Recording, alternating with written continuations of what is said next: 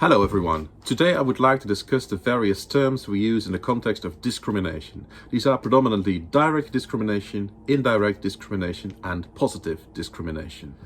First of all, a few general thoughts on discrimination. In essence, we define discrimination as treating someone differently or unequally based on irrelevant characteristics. Now, in general, we assume that things like the color of your skin, your nationality, your religious preferences or your sexual preferences, your gender, those kind of things are in general irrelevant variables based on which you should not discriminate someone else. This doesn't mean that those variables are per definition irrelevant variables for different treatment. So for instance, if I want to record a movie about Martin Luther King, then obviously I'm not going to look for a white actor.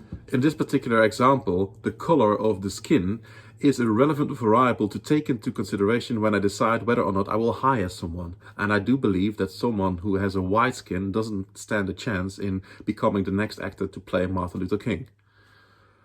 We should not confuse discrimination with stereotyping. Although they are related, they are slightly different things. In the case of stereotyping, I pick a particular feature I recognize in a certain group of people, and I assume that that particular feature applies to all individuals of that group, and I treat those individuals accordingly.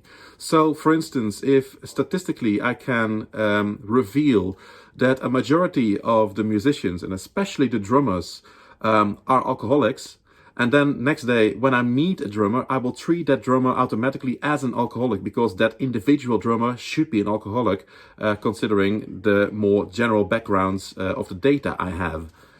So let's start with the discrimination terminology. There is direct discrimination. This means that I use this irrelevant variable directly to discriminate against someone else. So, for instance, if I do not like foreign workers in my organization, I simply put in the job description, you should be Dutch and not a foreigner, because otherwise I don't want you to work at my place.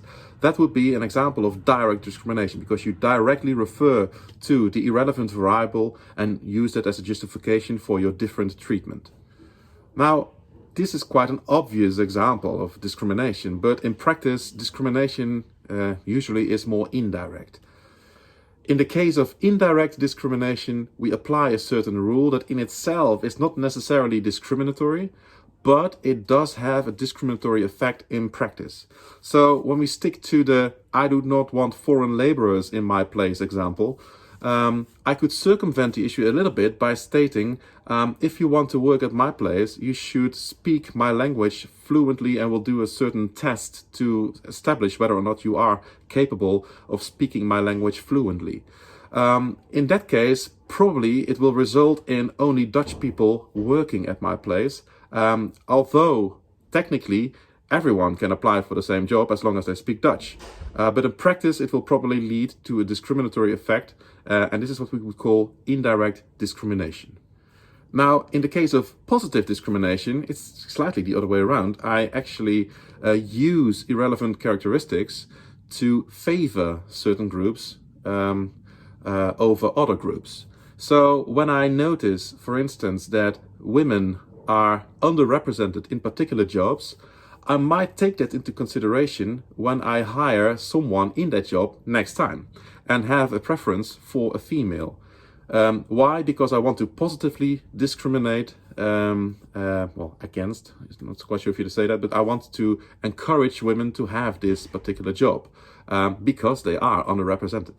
Well, this would be an example of positive discrimination, and it is a source of debate whether or not positive discrimination is actually the right thing to do in a particular context. The negative side of positive discrimination obviously is that those who are already represented in a particular branch cannot apply for these jobs or will not stand a chance in getting that job. You could ask yourself the question if that's fair for the individuals who apply for the job, beyond the discussion whether or not certain groups should be equally represented in particular work.